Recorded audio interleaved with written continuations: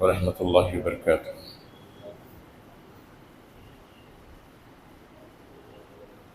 الحمد للہ وحدہ والصلاة والسلام علی من لا نبی بعدہ۔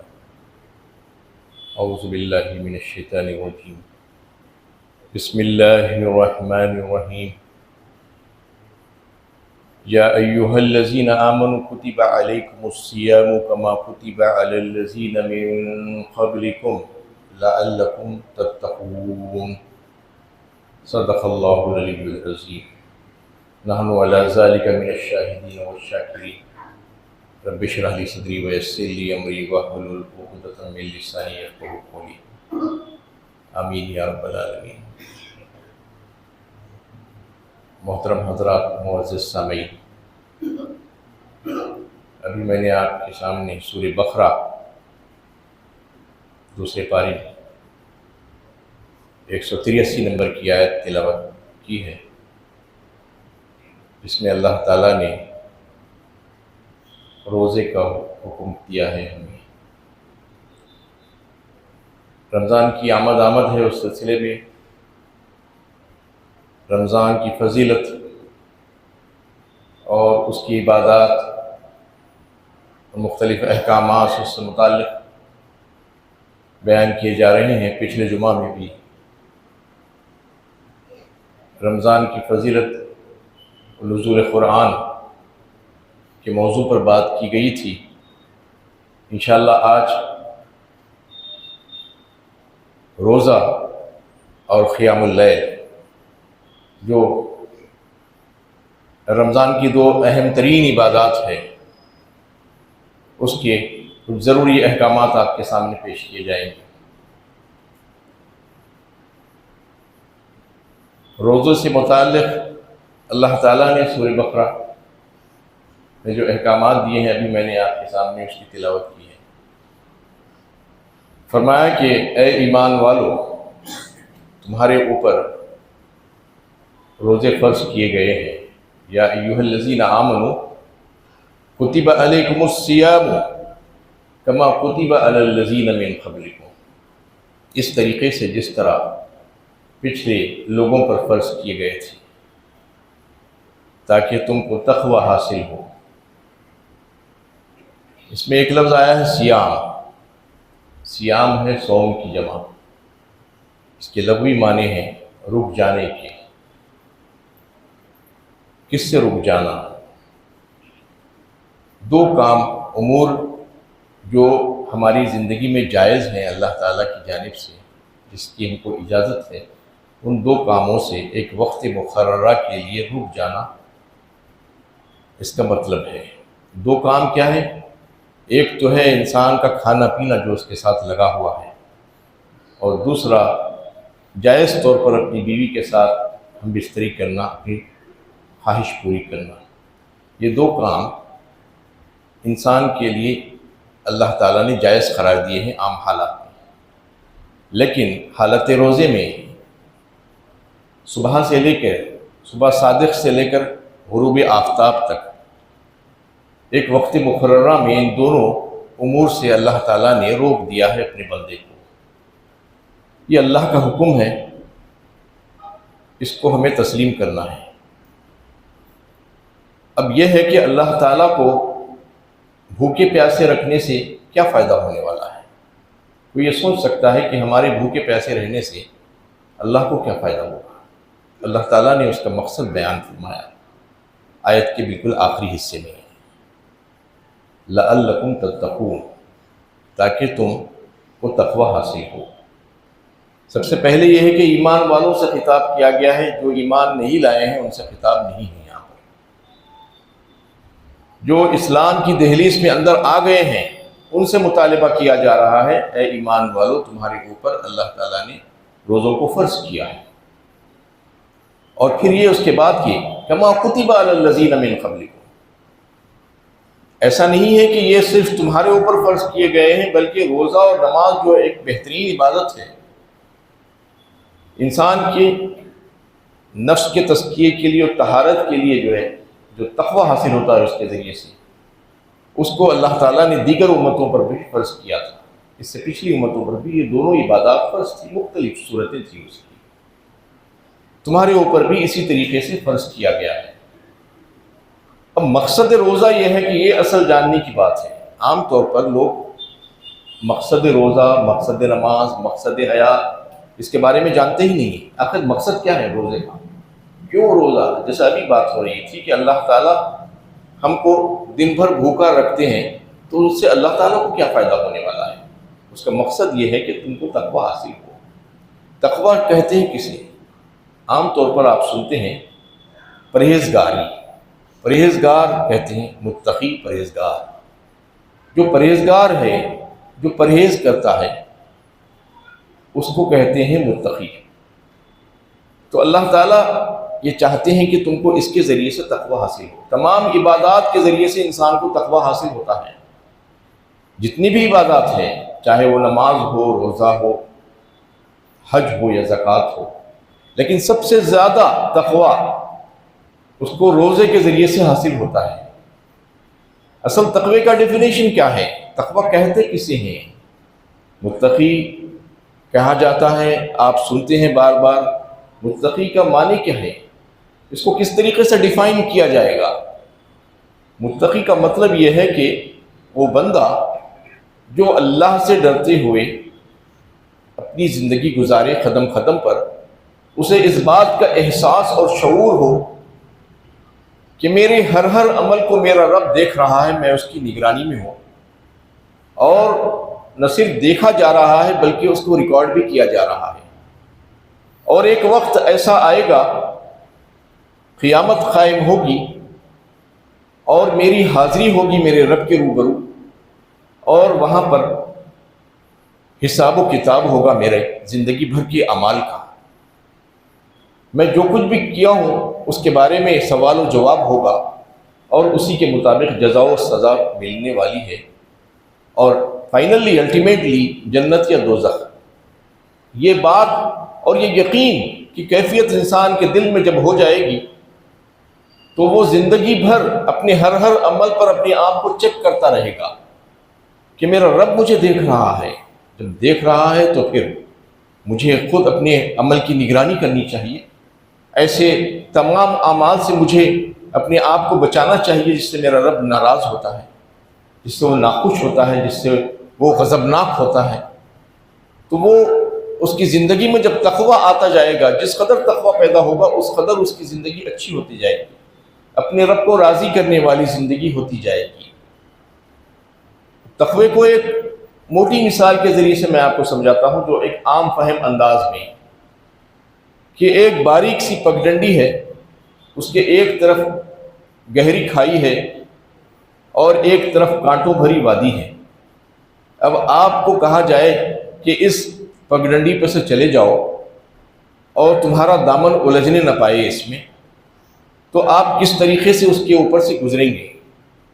آپ اپنے کپڑے سمیٹ کر آہستگی کے ساتھ، بڑی ہی احتیاط کے ساتھ، دونوں جانب دیکھتے ہوئے کہ کہیں ادھر نہ کبھی ادھر، دونوں جانب خطرہ ہے، آپ کے لیے ہلاکت ہے، آپ اپنے آپ کو بچاتے ہوئے اس پر سے گزر جائیں گے، تو یہی تقویٰ ہے۔ یعنی یہ زندگی دنیا کی جو ہم کو عطا کی گئی ہے، وہ مزین کر دی گئی ہے ہمارے لیے، بڑے رنگ و روغن ہیں اس میں، لوگ اس میں ایسے فریفتہ ہو جاتے ہیں کہ اسی میں کھو کر رہ جاتے ہیں۔ دو انسان کے بڑے بڑے دشمن ہیں جو اس کے پیچھے لگا دیے گئے ہیں، ایک تو ہے شیطان جو باہر کا دشمن ہے، اور ایک ہے اس کے اندر کا دشمن نفس۔ شیطان ورغلاتے رہتا ہے، اس کو بہکاتے رہتا ہے مختلف کاموں کے لیے جو اللہ تعالیٰ کی ناراضگی کا سبب بنے، اور دوسرے اس کا نفس ہے جو اس کے اندر سے اس کو ایسی ایسی خواہشات پیدا کرتا ہے کہ ناجائز خواہشات جس سے اللہ تعالیٰ ناراض ہو جاتے ہیں۔ یہ دونوں دشمنوں کو رکھتے ہوئے آپ کس طریقے سے اللہ تعالیٰ کو راضی کرتے ہیں، اللہ تعالیٰ دیکھنا چاہتے ہیں۔ اصل میں یہ دونوں دشمن کیوں ہیں؟ لوگ یہ سوچ سکتے ہیں کہ آخر یہ دشمنوں کو لگانے کی کیا ضرورت تھی ہمارے پیچھے؟ اگر یہ نہ رہتے تو کتنا اچھا ہوتا، یہ اگر نہ رہتے تو آپ فرشتے بن جاتے، کیونکہ آپ کی آزمائش اور امتحان جو ہونا تھا ان کے رہتے ہوئے ہی ہو سکتا تھا۔ اگر آپ کی مخالفت نہیں ہوگی، آپ کا اپوزیشن نہیں رہے گا تو آپ کا کام کچھ بھی اچھا نہیں ہو سکتا۔ جب تک کہ اپوزیشن ہوگی تو جب آپ اچھا کام کر سکیں گے۔ جب مخالفت ہو رہی ہے، وہ مخالفت کی ماحول میں باہر سے اور اندر سے، اس کے باوجود آپ اپنے رب کو راضی کرنے کی جب کوشش کریں گے اور راضی کریں گے تو آپ کا مقام و مرتبہ فرشتوں سے بھی زیادہ ہو جائے گا۔ اور اگر اس کے برخلاف آپ جو ہے ان دونوں کی جھانسے میں آ جائیں گے، شیطان اور نفس کے، تو آپ اسفل السافلین میں چلے جائیں گے، شیطان سے بھی گئے گزرے ہو جائیں گے آپ۔ تو اللہ تعالی ہم کو جو ہے اختیارات دے کر بھیجے ہیں، دیکھنا چاہتے ہیں کہ دنیا میں ہم کس طریقے سے عمل کرتے ہیں۔ خلق الموت والحیات لیبلوکم ایکم احسن عملا، فرمایا اللہ تعالیٰ نے سورہ ملک 29ویں پارے میں۔ پیدا کیا ہے موت اور حیات کو تاکہ تم میں سے کون اچھے عمل کرتا ہے، اللہ تعالیٰ اس کو دیکھنا چاہتے ہیں، چیک کرنا چاہتے ہیں۔ تو یہ بات اللہ تعالیٰ نے ہمارے لیے جو رکھی ہے، یہ دو دشمنوں کے باوجود ہم جب اللہ کو راضی کرنے کی کوشش کریں گے تو وہی تقوی کا اعلیٰ معیار ہوگا، جس میں کسی قسم کا کوئی شک ہو اگر ہمیں تو ہم اس کو چھوڑ دینا، یہ کمال درجے کا تقویٰ ہے۔ شک کی چیزوں کو بھی چھوڑ دینا، جن چیزوں میں یقین ہے کہ یہ خراب ہے، یہ باطل ہے، یہ غلط ہے، اس کو تو چھوڑنا ہی ہے۔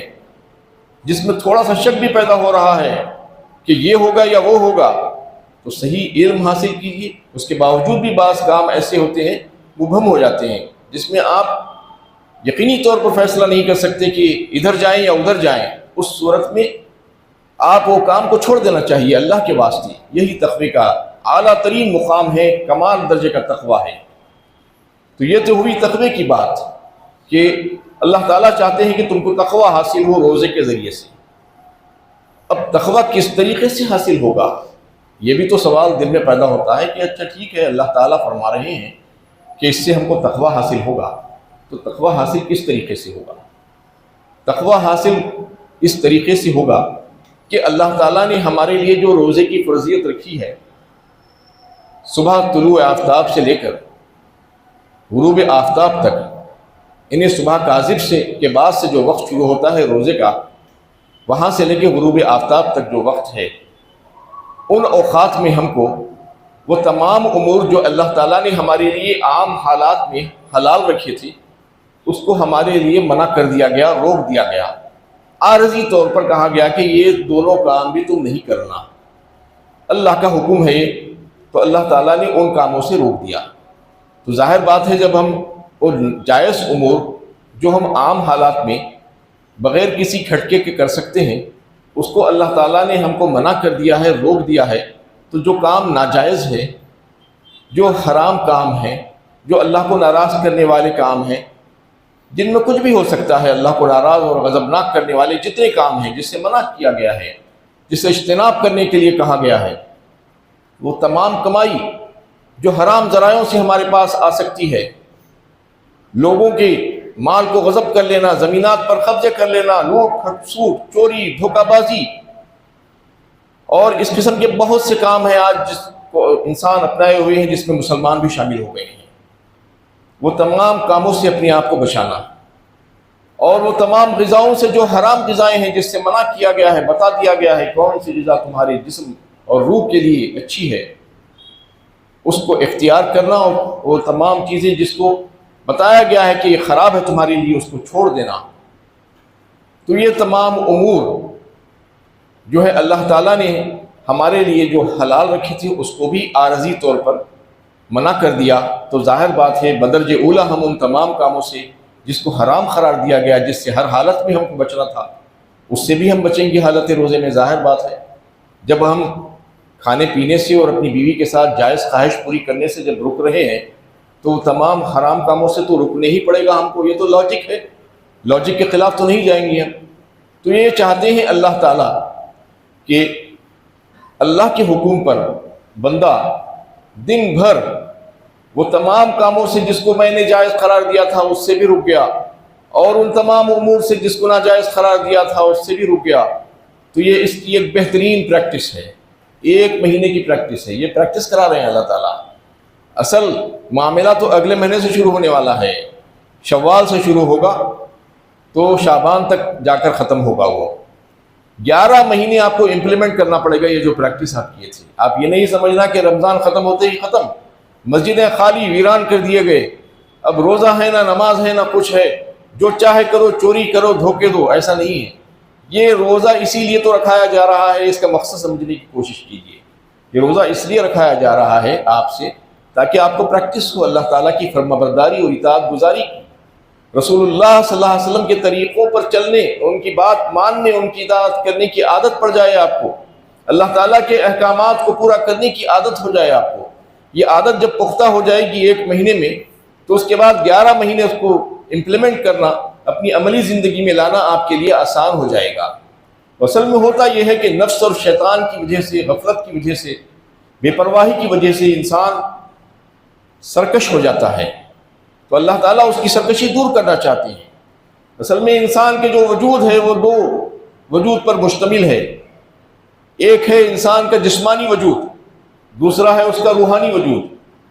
جسمانی وجود جسم انسان کا، جس کی غذا انسان کھاتا پیتا ہے، جس کو صحت مند رکھنے کے لیے، طاقتور بنانے کے لیے غذائیں لیتا ہے. اور جب جسم بیمار پڑتا ہے تو بیماری کی دوا کرنے کے لیے ڈاکٹر کے پاس رجوع کرتا ہے، تو ڈاکٹر اس کی دوا دیتا ہے. دوا کے ساتھ ساتھ وہ پرہیز بھی بتاتا ہے. جب آپ بیمار ہوتے ہیں تو ڈاکٹر نہ صرف دوا دیتا ہے بلکہ پرہیز بھی بتاتا ہے کہ فلاں چیزوں سے تم پرہیز کرو تو تمہاری بیماری جلد ختم ہو جائے گی. تو آپ پرہیز کرتے ہیں اپنے جسم کو اچھا رکھنے کے لیے، جسم کو تر و تازہ رکھنے کے لیے، طاقتور بنانے کے لیے اچھی غذائیں لیتے ہیں، ورزش کرتے ہیں. جسم کی تو بہت زیادہ نشو و نما کرتے ہیں، لیکن روح کی طرف سے بالکل بے توجہی اختیار کیے رہتے ہیں. روحانی وجود اصل ہے. جسم تو مٹی سے بنا تھا، مٹی میں چلے جانے والا ہے، مرنے کے بعد مٹی میں مل جائے گا. لیکن روح اللہ کے پاس سے آئی تھی، اللہ کا حکم تھا وہ، اور اللہ ہی کے پاس واپس لوٹے گی. روح مرنے والی نہیں ہے آپ کی. روحانی وجود کا زیادہ خیال رکھنا چاہیے، جو بقا ہے جس کے لیے. اس کی غذا کیا ہے؟ ذکر اللہ، اللہ کے کلام کو پڑھنا، اس کو سمجھنا، اس سے ہدایت حاصل کرنا، یہ اصل اس کی غذا ہے. بہترین ذکر، اعلیٰ ذکر اللہ کا کلام ہے، اللہ کا ذکر ہے. اس کے بعد جب روح بیمار ہو جاتی ہے آپ کی غفلت کی وجہ سے، تو اللہ تعالیٰ اس کو علاج کے سلسلے میں یہ تدابیر اختیار کرنے کے لیے کہے ہیں کہ تم اس کا علاج کراؤ تاکہ تمہاری روح مضبوط ہو جائے اور اس کی بیماری دور ہو کر وہ جنت میں جانے کی مستحق بن جائے اور اس قابل ہو جائے. تو اس کا علاج کیا کرنا پڑے گا؟ جو اللہ تعالیٰ نے جو احکامات، اوامر ہمیں دیے ہیں اس پر عمل کرنے کی کوشش کرنا، اور جو نواہی جس سے منع کیا گیا ہے، جس سے روکا گیا ہے، جس کو حرام قرار دیا گیا ہے، ان تمام امور سے اپنے آپ کو بچانے کی کوشش کرنا. یہی چاہتے ہیں اللہ تعالیٰ کہ اس کے ذریعے سے تم پرہیز کرو یہ تمام کاموں سے جس سے میں نے تم کو منع کیا ہے. تو تمہاری روح پھر سے تر و تازہ ہو جائے گی، اور تر و تازہ ہو جائے گی تو جنت کی مستحق بنے گی. اللہ تعالیٰ اپنے بندوں کے لیے چاہتے ہیں کہ ان کی روحیں جنت کے قابل بن جائیں. اسی لیے اللہ تعالیٰ یہ روزے کا اہتمام کروا رہے ہیں ہم سے. یہ رمضان میں، پورے رمضان میں 1 مہینہ ہماری روح کو تقویت پہنچانے کا سلسلہ ہے، اور پھر اس کے بعد اسی کی پریکٹس کر کے زندگی بھر اللہ تعالیٰ چاہتے ہیں کہ میرا بندہ بن کر رہے، اصل بندہ بن جائے میرا. تو اس سلسلے میں آپ کو ایک مثال کے ذریعے سے میں سمجھاتا ہوں کہ انسان کو تقویٰ جو حاصل ہوتا ہے روزے سے، کس قدر تقویٰ حاصل ہوتا ہے. آپ اندازہ کیجئے کہ شدید گرمی کے موسم میں، سمر میں آپ روزہ رکھتے ہیں. ابھی تو سمر نہیں چل رہا ہے. جب سمر میں جب آپ روزہ رکھتے ہیں اور باہر آپ پھر رہے ہیں کام کاج پر، تو باہر جاتے ہیں، چلتے پھرتے ہیں، تو دوپہر کے وقت میں آپ کو کیسی جو ہے پیاس لگتی ہے، شدید پیاس، بھوک لگتی ہے، اور لوگ سامنے بیٹھ کر آپ ٹھنڈا پانی پی رہے ہیں، لیکن آپ اس سے رکے ہوئے ہیں. نہ صرف باہر لوگوں کے سامنے بلکہ گھر کے اندر بھی آپ تنہائی میں ہیں اور شدید گرمی سے دوچار ہیں. پانی کی پیاس تڑپا رہی ہے آپ کو. ٹھنڈا پانی موجود ہے، غذائیں موجود ہے بہترین، لیکن آپ اس میں سے ایک قطرہ پانی نہیں پیتے، ایک دانہ کھانے کا نہیں کھاتے. کون دیکھ رہا ہے آپ کو؟ اللہ تعالیٰ چاہتے ہیں کہ میرا بندہ ایسا ہو جائے، مجھ کو دیکھے بغیر مجھ سے ڈرنا شروع کر دے، جیسا روزے میں ڈرتا ہے. بتائیے آپ، کوئی انسان روزہ رکھنے کے بعد گھر میں چھپ کر کھانا کھائے گا، پانی پیے گا؟ نہیں پیے گا، کھانا نہیں کھائے گا. کیوں؟ کیونکہ وہ اللہ سے ڈر کر اللہ کا حکم نہیں توڑنا چاہ رہا ہے. اللہ تعالیٰ چاہ رہے ہیں کہ میرا حکم ایسا ہی نہیں توڑنا تم زندگی بھر، نہ صرف حالت روزے میں بلکہ غیر روزے میں بھی، رمضان کے بعد بھی. شعبان تک تم ایسا ہی کرتے رہ جانا، پھر تمہاری روح جب کمزور پڑے گی غفلت کی وجہ سے تو پھر میں تمہیں پریکٹس کراؤں گا ایک مہینے کی، تو ایک مہینہ تم پھر پریکٹس کرنا اور پھر سے جو ہے تر و تازہ ہو جانا۔ تو یہ اللہ تعالیٰ کی شان ہے، اللہ تعالیٰ اس کا مقصد یہ رکھے ہیں۔ اب کیا ہے کہ روزے کتنے رکھنا ہے؟ اللہ تعالیٰ نے خود فرمایا ایام معدودات، سورہ بقرہ ہی میں آیا ہے اس آیت کے بعد جو روزوں کی فرضیت کا حکم ہے۔ چند دنوں کے لیے تمہارے اوپر روزے فرض کیے گئے ہیں، یہ نہیں ہے کہ زندگی بھر کے روزے ہیں۔ ایک مہینے کے لیے رمضان کا چاند دیکھیں روزے شروع کیے، شوال کا چاند دیکھیں روزہ ختم کر دیا، بس ایک مہینے کا روزہ ہے۔ 12 مہینوں میں سے ایک مہینہ پوچھ رہے ہیں اللہ تعالیٰ، اس کے باوجود بھی ہم کو تکلیف ہو رہی ہے، تو اللہ تعالیٰ فرما رہے ہیں کہ یہ روزے تمہاری ہی بہتری کے لیے، تمہارا جو ہے روح کو اس کو ہم مضبوط کرنا چاہتے ہیں، ایام معدودات۔ اب یہ فرمایا جا رہا ہے کہ یہ کیا سب کے لیے ہے؟ سب کے لیے تو ہے، عام اصول یہی ہے، لیکن کچھ استثنائی صورتیں ایکسیپشنس ہیں اس میں، کیونکہ اللہ تعالیٰ نے مسلمانوں کے لیے راحتیں رکھی ہیں اور ان کے اوپر مشقتیں نہیں ڈالی ہیں، کہ جب کوئی ایسا موقع ہو جب اس کے اوپر ایسی مشقت آ پڑے کہ جس کو برداشت نہیں کر سکے تو اللہ تعالیٰ اس کو راحت اور ریلیف دے دیتے ہیں۔ فَمَنْ كَانَ مِنْكُمْ مَرِيضًا أَوْ عَلَى سَفَرٍ فَعِدَّةٌ مِنْ أَيَّامٍ أُخَرَ۔ دو صورتیں یہاں پر بتائی گئی ہیں، اگر تم مریض ہو، بیمار ہو تو تمہارے لیے رعایت ہے، اور اگر تم سفر میں ہو، حالت سفر میں ہو تو تمہارے لیے رعایت ہے۔ یعنی مطلب یہ ہے کہ تمہارے لیے ریلیکسیشن دیا گیا ہے، وقتی طور پر، عارضی طور پر، ٹیمپروری جو ہے تم کو روزہ نہ رکھنے کی اجازت ہے، لیکن اس کو بعد میں رکھنا پڑے گا۔ فَمَنْ كَانَ مِنْكُمْ مَرِيضًا أَوْ عَلَى سَفَرٍ فَعِدَّةٌ مِنْ أَيَّامٍ أُخَرَ۔ روزے کی چھوٹ نہیں ہو رہی ہے، ریلیکس کیا جا رہا ہے آپ کو، آپ کی پریشانی، آپ کی مشکل کی وجہ سے اللہ تعالیٰ آپ کے اوپر راحت نچھاور کر رہے ہیں وقتی طور پر، کہ آپ بیمار ہیں یا آپ حالت سفر میں ہیں تو آپ روزے کو ترک کریں، بعد میں پھر وہ روزے کو پورا کر دیں، یہ آپ کے لیے ضروری ہے۔ روزے کا بدلہ روزہ ہی ہوگا، روزے کا بدلہ فدیہ نہیں ہوگا۔ فدیہ کے احکامات بھی آ رہے ہیں انشاءاللہ، پھر کسی موقع سے آپ کو فدیہ کے تعلق سے بتایا جائے گا، کہ لوگ یہ سمجھتے ہیں کہ روزہ نہ رکھو فدیہ دے دو، یہ کوئی ایسا معاملہ نہیں ہے کہ مال دے دو اور چھوٹ جاؤ، یہ عبادت ہے، بدنی عبادت ہے، اس کو ادا کرنا ہی پڑے گا آپ کو۔ وقتی طور پر جو ریلیکس کیا گیا ہے اس سے فائدہ اٹھا سکتے ہیں آپ، تو دونوں باتیں جو ہے اس کے بارے میں سن لیجئے کہ مریض کسے کہتے ہیں اصل میں۔ فَمَنْ كَانَ مِنْكُمْ مَرِيضًا فرمایا اللہ تعالیٰ نے، مریض وہ نہیں جو چلتا پھرتا کھاتا پیتا ہے، ہر چیز پوری کر رہا ہے، اپنی زندگی کے سارے کام کاج بڑی آسانی کے ساتھ کر لے رہا ہے، اس کے بعد ذرا اس کو تھوڑا سا ٹیمپریچر آ گیا، تھوڑا سا سردی کا اثر ہو گیا، کہیں پر کوئی جسم میں درد ہو گیا تو یہ بولنے لگا کہ میں مریض ہوں لہٰذا مجھے روزے سے رعایت مل گئی ہے۔ یہ غلط بات ہے، ایسے بہانے نہیں ڈھونڈنا چاہیے۔ مرض کے تعلق سے انسان خود اپنا آپ کا محاسبہ کرے کہ وہ واقعی میں وہ مریض ہے، کیا واقعی میں وہ بیمار ہے، کہ بیمار کسے کہتے ہیں اصل میں؟ بیمار تو وہ ہے جو بستر پر پڑ گیا ہو اور جو اس کی بیماری ایسی ہے کہ اگر اس کو وقت پر دوائی نہ ملے یا غذا نہ ملے تو اس کی بیماری ہلاکت خیز ہو سکتی ہے اور ناقابل علاج ہو جا سکتی ہے، اس کے لیے تباہی ہو سکتی ہے اس سے۔ تو ایسی صورت میں اللہ تعالیٰ نے اس کو ریلیکس کیا ہے، آسانیاں پیدا کی ہیں، لیکن یہ نہیں کہ سب کام کاج کر رہے ہیں، انسان ہے، کچھ نہ کچھ تو ہوتا ہی رہتا ہے۔ کون ہے انسان جو یہ کہہ سکے کہ میں بالکل فٹ ہوں 100%؟ ایسا نہیں ہے، بلکہ کچھ نہ کچھ درد، کچھ کھانسی بخار، کچھ چیزیں ہوتی رہتی ہیں، چھوٹی چھوٹی چیزیں، اس سے کوئی فرق نہیں پڑتا۔ اس سلسلے میں پہلے آپ خود اپنا محاسبہ کریں، چیک کریں، اور اس کے بعد اگر ضرورت ہو تو کوئی اچھے ڈاکٹر، مسترد ڈاکٹر سے جو مسلمان ہو اور متقی ہو، یہ بات کا احساس ہو آپ کو۔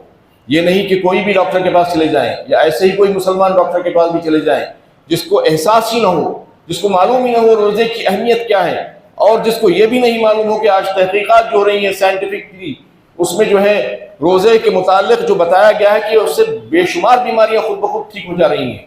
یعنی روزہ رکھنے سے لوگ یہ سمجھ رہے ہیں کہ ہم بیمار ہو جائیں گے، روزہ رکھنے سے بیماریاں ٹھیک ہو جائیں گی، آپ صحت یاب ہو جائیں گے۔ آج کی سائنسی تحقیقات یہ بتا رہی ہے۔ تو بہرحال آپ کوئی اچھے ڈاکٹر سے رجوع ہو جو متقی پرہیزگار ہو، اور اس سے پوچھیں اپنی کیفیت بتا کر، وہ جو مشورہ دے گا وہ آپ اس کے مشورے پر عمل کریں۔ یہ تو ہوا مریض کی تعلق سے بات۔ سفر کا بات جو ہے، جو ریلیکسیشن ہے، وہ سفر یہ ہے کہ اس زمانے میں عام طور پر پیدل سفر ہوتا تھا، اور جو سواریاں تھیں وہ گھوڑا یا اونٹ تھا، تو ایک دن میں 24 کلومیٹر کا سفر ہوتا تھا، جس کو ایک منزل کہا جاتا تھا۔ 3 منزل تک اگر آپ پہنچ جائیں، یعنی 24x3 72 کلومیٹر تک اگر آپ پہنچ جائیں، اس کے آگے نکل جائیں تو آپ مسافر قرار دیتے۔ آج بھی وہ تو وہی رہے گا کہ 72 کلومیٹر کے بعد اگر آپ چلے جائیں گے تو آپ مسافر ہوں گے۔ نماز کے سلسلے میں تو قصر کرنا ضروری ہو جائے گا اس میں، کہ نماز کی جو رعایت اللہ تعالیٰ نے دی ہے وہ 72 کلومیٹر کے بعد آپ کو اس پر عمل کرنا ضروری ہے۔ آپ یہ نہیں کہہ سکتے کہ میں ابھی اچھی حالت میں ہوں، میں پوری نماز پڑھوں گا۔ ہاں، جب آپ جماعت کے ساتھ پڑھ رہے ہیں مسافر ہونے کے باوجود تو پوری نماز ادا کریں گے، لیکن آپ تنہا نماز پڑھ رہے ہیں تو قصر کرنا ضروری ہوگا آپ کو، ورنہ گنہگار ہوں گے، اللہ کے نافرمان ہوں گے۔ لیکن روزے کے معاملے میں ایسا نہیں ہے۔ روزے کے معاملے میں اللہ تعالیٰ نے ریلیکسیشن دیا ہے، وہ یہ کہ اگر آپ 72 کلومیٹر کے آگے نکل گئے ہیں اور آپ کا سفر آرام دہ ہے تو آپ روزہ جاری رکھ سکتے ہیں۔ جیسا کہ آج کا جو سفر ہے بائی ایئر جو لوگ جاتے ہیں، گلف کنٹریز جاتے ہیں یا دیگر ممالک کو جاتے ہیں قرب و جوار کے، جہاں 4-5 گھنٹے میں آپ 3000-4000 کلومیٹر کا سفر طے کر لیتے ہیں، لیکن اس کے باوجود آپ کو کسی قسم کی کوئی تھکان اور مشقت اٹھانی نہیں پڑتی۔ تو اس سلسلے میں آپ یہ دیکھیں کہ اگر آپ کو تکلیف اور مشقت نہیں ہو رہی ہے تو آپ روزے کو جاری رکھ سکتے ہیں، کیونکہ بھائی یہ روزہ اگر آپ چھوڑیں گے تو پھر بعد میں تو اس کی قضا کرنا لازمی ہے آپ کے لیے۔ ابھی سب رہ رہے ہیں، آپ بھی رہ جائیے، آسانی سے پورا ہو جائے گا۔ اس لیے جہاں پر آسانی ہو وہ اس کو اختیار کر لے سکتے ہیں، روزے کو، اس کو جو ہے قضا کرنے کی کوئی ضرورت نہیں ہے، حاجت نہیں ہے۔ یہ دونوں چیزیں ہیں۔ یہاں پر قرآن میں یہ دو تعلق سے جو ہے اللہ تعالیٰ نے ریلیکسیشن دی ہے۔ تیسرا اور ایک ریلیکسیشن عورتوں کے لیے ہے جو آپ صلی اللہ علیہ وسلم کے ارشادات کے ذریعے سے ہمیں معلوم ہوتا ہے۔ وہ عورتوں کے متعلق یہ ہے کہ ان کی جو حالت جس میں وہ نماز اور روزہ نہیں پڑھ سکتی، پاکی کی حالت نہیں ہوتی، حیض و نفاس کی حالت ہے، اس سے پاک ہونے کے بعد ہی ان کو روزہ رکھنا پڑے گا، اور جو روزے چھوٹے ہیں وہ روزے ان کو رکھنے پڑیں گے۔ نماز ان کے اوپر سے اللہ تعالیٰ نے عائد نہیں کی ہے، وہ قضا نہیں کرنا ہے ان کو، کیونکہ نمازیں بہت ہو جاتی ہیں۔ اللہ تعالیٰ مہربان ہے عورتوں کے اوپر کہ وہ جو نمازیں چھوٹی تھیں ناپاکی کی حالت میں، وہ نمازوں کی قضا ان کے لیے نہیں رکھی ہے، وہ اس سے ان کو بری کر دیا گیا ہے، لیکن روزوں سے بری نہیں کیا گیا ہے۔ لوگ یہ بعض وقت یہ سوال بھی کر رہے ہیں کہ جب نمازوں سے بری ہے تو روزوں سے بھی بری ہے، روزے بھی نہیں رکھنا؟ نہیں، روزے رکھنا پڑے گا، وہ گنتی کے ساتھ روزے رکھنا ضروری ہے ان عورتوں کو بھی جو ناپاکی کی حالت میں جن کے روزے چھوٹے تھے۔ تو یہ 3 صورتیں تھیں جس میں انسان کو اللہ تعالیٰ نے اس کی کمزوری کو دیکھتے ہیں، یرید اللہ بکم الیسر ولا یرید بکم العسر، فرمایا اللہ تعالیٰ نے سورہ بقرہ ہی میں کہ اللہ تعالیٰ تمہارے لیے آسانی چاہتے ہیں نہ کہ تنگی چاہتے ہیں۔ تو یہ احکامات ہوئے تھے روزے کے متعلق۔ اب نماز تراویح کے متعلق چند باتیں آپ کو جلدی بتا کر میں بات کو سمیٹ لیتا ہوں، کیونکہ وہ بھی ایک اہم ترین عبادت ہے رمضان سے متعلق۔ 2 عبادتیں انتہائی اہم ترین ہیں، روزہ اور قیام اللیل جسے کہا جاتا ہے۔ عہد نبوی میں اس کو قیام اللیل کہا جاتا تھا کہ رات کی نماز، جو عشاء کی نماز سے متصل پڑھی جانے والی جو نماز ہے، اس کو اب بعد کے دور سے نماز تراویح کہا جانے لگا۔ تراویح کا مطلب یہ ہے کہ ترویحہ سے ہے، 4 رکعت کے بعد آرام کرنا، 4 رکعت کے بعد، ہر 4 رکعت کے بعد آرام کرنا۔ اہل عرب جو ہے ان 4 رکعتوں میں اللہ کا ذکر کرتے تھے یا طواف کرتے تھے یا کوئی اچھا نیک کام کرتے تھے۔ ہم کو بھی اسی کو اختیار کرنا چاہیے، جو 4 رکعت کے بعد بیٹھ کر آپ کچھ اللہ کا ذکر کریں۔ تو یہ ترویحہ اس کے تعلق سے یہ ہے کہ تراویح کی نماز جو ہے نہ فرض ہے نہ واجب ہے، بلکہ سنت موقدہ ہے۔ یہ بات ذہن میں رکھیں، فرض بھی نہیں ہے، واجب بھی نہیں ہے، بلکہ سنت موقدہ ہے۔ آپ صلی اللہ علیہ وسلم سے جو تراویح کی نماز جو ثابت ہے قیام اللیل کی، وہ صرف 3 راتوں تک آپ نے نماز تراویح قیام اللیل جماعت سے کروائی صحابہ کرام کو، صرف 3 راتوں تک۔ 4تھی رات کو جب صحابہ کرام آپ کے حجرے کے باہر تشریف لے گئے آپ کو بلانے کے لیے، تو آپ صلی اللہ علیہ وسلم تشریف نہیں لائے۔ اس کی وجہ یہ تھی کہ آپ صلی اللہ علیہ وسلم کو یہ خدشہ تھا کہ نزول وحی کا سلسلہ جاری ہے، اگر میں لگاتار نماز کو ادا کرواؤں جماعت کے ساتھ تو ہو سکتا ہے کہ یہ امت پر فرض کر دی جائے۔ امت کے اوپر فرض ہو جانے کے خدشے کے تحت امت کے اوپر مہربانی کرتے ہوئے آپ نے جو ہے اس کو 3 دن ہی ادا کیا با جماعت۔ یہ آپ صلی اللہ علیہ وسلم کی مہربانی تھی امت کے اوپر، کیونکہ اس نماز کو آپ فرض کرانا نہیں چاہ رہے تھے۔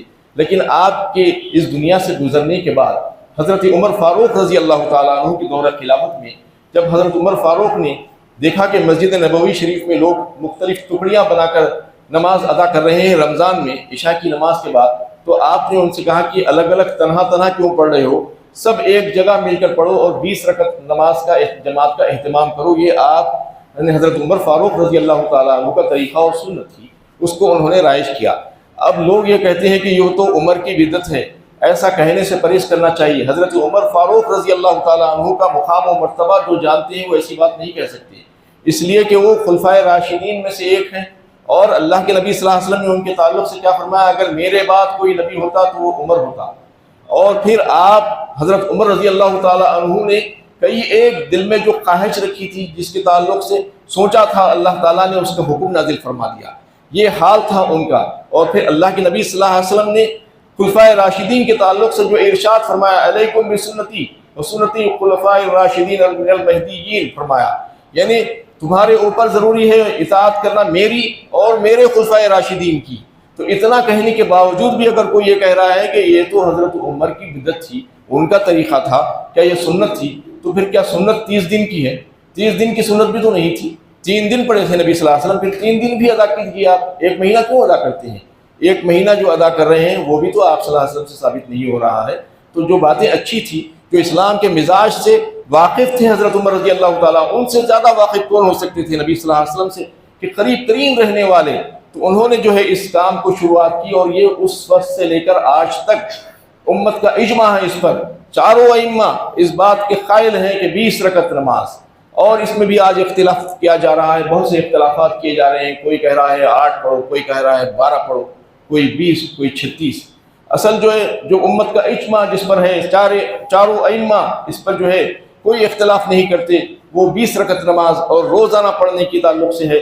اس کو جو ہے ہم کو اختیار کرنا، اور احناف کا مسلک بھی یہی ہے، اس کا طریقہ بھی یہی ہے کہ 20 رکعت نماز. اور حرم میں بھی شروع سے یہی طریقہ چلا آ رہا تھا، لیکن اب چونکہ 2-3 سالوں سے کچھ سیاسی مسائل سے دوچار ہیں وہ لوگ، اس لیے اس کو انہوں نے بھی وہاں پر بھی کم کر دیا. جبکہ شروع سے ابھی تک 20 رکعت ہی پڑھی جاتی تھی حرمین میں، اور نہ صرف حرمین میں بلکہ عرب کے دیگر مقامات پر بھی آج سے 50، 60، 70 سال پہلے تک 20 رکعت پڑھی جاتی تھی. اس کو آہستہ آہستہ انہوں نے جو 8 رکعت پر لا لیا. بہرحال اس میں جو ہے کوئی ایشو بنانے کی ضرورت نہیں ہے. 20 رکعت بہت اچھی بات ہے. اور یہ سوچنا چاہیے کہ جیسا کہ اس سے پہلے بیان میں یہ بات چل رہی تھی کہ اللہ تعالیٰ نے ماہ رمضان میں ایک نفل کو فرض کے برابر قرار دیا ہے. تو اگر آپ 20 رکعت روزانہ نفل پڑھ رہے ہیں اور 20 رکعت فرض کا ثواب آپ کو مل رہا ہے، تو کیا کم ہے؟ یہ موقع بعد میں ملنے والا ہے نہیں آپ کو، اور پتہ نہیں آپ کی زندگی اس کے بعد آپ کو موقع دے گی بھی یا نہیں دے گی. تو آپ کو فری میں، مفت میں 20 رکعت فرض کا ثواب اللہ تعالیٰ اس ماہ مبارکہ میں جو ہے دے رہے ہیں. تو اس کے بارے میں غلط فہمیاں پیدا کرنا اور بحث و تکرار کرنے کی کوئی ضرورت نہیں ہے. اگر کوئی 8 پڑھنا چاہ رہے تو 8 پڑھ لے، کوئی 12 پڑھنا چاہے تو 12 پڑھے، اس کو کوئی روکنے کی ضرورت نہیں. اور جو 20 پڑھ رہا ہے اس پر بھی اعتراض کرنے کی کوئی گنجائش نہیں بچتی. اور کچھ ضروری باتیں جو تراویح سے متعلق یہ ہے کہ تراویح میں جو قرآن سنایا جاتا ہے اس کو ترتیل کے ساتھ پڑھنے کے لیے کہا گیا. قرآن کو ترتیل کے ساتھ پڑھنے کا حکم ہے، یعنی عام طور پر بھی قرآن کو ترتیل کے ساتھ پڑھنا. لا تعجل بالقرآن فرمایا، لا تحرک به لسانک فرمایا اللہ تعالیٰ نے ایک مقام پر، وقرأہ ترتیلا فرمایا ایک مقام پر. تو کئی ایک مقامات پر اللہ تعالیٰ نے قرآن کو آہستہ آہستہ روک کر پڑھنے کے لیے کہا ہے. تو جو حضرات اس بات کے قائل ہیں کہ ایک رات میں جو ہے پوری قرآن ختم کر دیں گے، یا 3 راتوں میں جو ہے 1 شبی شبینہ، 6 شبی شبینہ، یہ بالکل غلط کام ہے. یہ قرآن کے ساتھ مذاق ہے. کیونکہ اگر آپ اس طریقے سے پڑھیں گے تو یہ بالکل یعنی ممکن ہی نہیں ہے کہ اس کو صحیح تلفظ کے ساتھ آپ قرآن کو پڑھ سکیں گے. 10 پارے بھی اگر آپ روزانہ پڑھیں گے تو صحیح تلفظ کے ساتھ ادائیگی ہونا مشکل ہے، بلکہ ناممکن ہے. اور جو پیچھے ٹھہرا ہوا ہے اس کے لیے بھی دل جمعی کا سامان نہیں ہو سکتا. اس لیے اطمینان کے ساتھ ایک قرآن کا سننا افضل ہے تراویح میں. اس سے زیادہ اگر موقع ہے تو سن لیجئے، ورنہ اگر ایک قرآن نہیں بھی سن سک رہے ہیں آپ تو کوئی بات نہیں. تراویح کا ادا کرنا ضروری ہے مہینہ بھر. یہ ہونے سے لوگ یہ کر رہے ہیں کہ 3 دن میں یا 10 دن میں آپ جا کر پڑھ رہے ہیں کہیں پہ، اس کے بعد پھر تراویح چھوڑ دے رہے ہیں. تراویح چھوڑنا نہیں ہے، بلکہ آپ کو تراویح پڑھنا ہے، تراویح ادا کرنا ہے مہینہ بھر. نہ صرف مردوں کو بلکہ عورتوں کے لیے بھی ہے. یہ عورتیں یہ نہ سمجھے کہ ہم اس سے معاف ہیں، بلکہ عورتوں کو بھی اس کا اہتمام کرنا چاہیے. اگر ان کے قرب و جوار میں کوئی ایسی مسجدیں ہیں جہاں پر جو ہے عورتوں کے لیے خاص انتظامات کیے جاتے ہیں تو وہاں پر وہ شامل ہو کر اس سے استفادہ کر سکتی ہیں. ان کو بھی اس بات کا حق ہے اور ضرورت ہے. اور ایک چیز یہ کہ جو حفاظ قرآن پڑھنے پر اجرت مانگتے ہیں، مطالبہ کرتے ہیں باضابطہ، ان کے پیچھے نہیں پڑنا چاہیے. کیونکہ جو اس سلسلے میں جو ہے جو فتوے دیے گئے ہیں وہ صرف اس حد تک کہ جو فرض چیزیں ہیں، جو جیسے نماز کی امامت اور موضعی، اس کے لیے، اور جو درس و تدریس کا کام ہے کہیں وہ رک نہ پائے، اس لیے اس میں اجرت لینے کی گنجائش رکھی گئی ہے. لیکن اس کے بعد کے جتنے امور ہیں قرآن سے متعلق، قرآن پڑھنے پڑھانے سے متعلق یا تراویح میں قرآن سنانے سے متعلق، اگر کوئی حافظ اس پہ اجرت مانگ رہا ہے تو پھر وہ وہاں نہ جائیں بلکہ دیگر لوگوں کے پاس چلے جائیں جہاں پر اجرت نہ لی جاتی ہو، اور جو ترتیل کے ساتھ پڑھتا ہو اور آہستہ آہستہ رک کر سنا سکتا ہو، اور جس میں آپ کو جو پڑھ رہا ہے اس کی کچھ تشریح بھی سنا دیتا ہو، تو آپ کو یہ پتہ چل جائے گا کہ مہینہ بھر میں آپ نے جو کچھ بھی سنا، اللہ تعالیٰ کا جو پیغام تھا اس سے آپ کو آگاہی ہو گئی، جس سے آپ کی ہدایت کے راستے کھل جائیں گے۔ یہ کچھ امور تھے جو روزے اور نماز تراویح کے متعلق تھے۔ انشاءاللہ اگلے جمعے سے جو ہے زکوٰۃ اور دیگر جو رمضان کی جو خصوصی عبادات ہیں اس کے متعلق بات ہوگی۔ اللہ تعالیٰ سے دعا ہے کہ اللہ تعالیٰ ہمیں صحیح علم و عمل کی توفیق عطا فرمائے، جو کچھ بھی کہا گیا ہے سنا گیا ہے اس پر عمل کرنا ہمارے لیے آسان فرمائے۔ وآخر دعوانا ان الحمد للہ رب العالمین۔